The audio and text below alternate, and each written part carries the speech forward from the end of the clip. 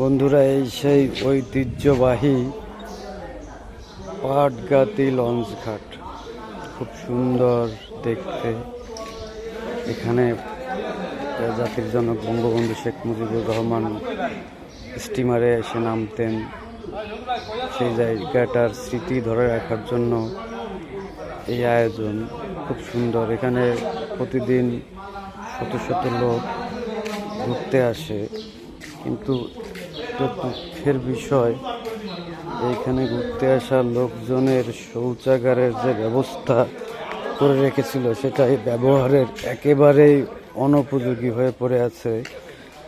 সঠিকভাবে দেখভাল না করার কারণে এগুলো এখন অনেকটা ব্যবহার অনুপযোগী হয়ে পড়ে আছে। যথাযথ কর্তৃপক্ষের দৃষ্টি আকর্ষণ করছি যাতে এখানে ঘুরতে আসা পর্যটকরা যাতে টয়লেটগুলো ইউজ করতে পারে। দেখেন কি অবস্থা বন্ধুরা, একটা ভুতুড়ে পরিবেশ।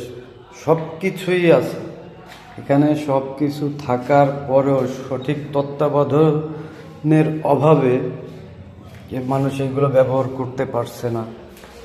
তারা অনেক সময় আমাদের মা বোনেরা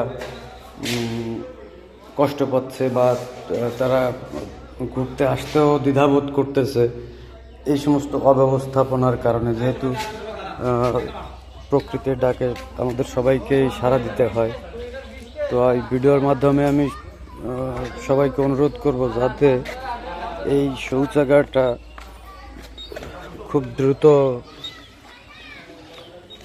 পরিষ্কার পরিচ্ছন্নতার আওতায় আনা হোক। ধন্যবাদ সবাইকে।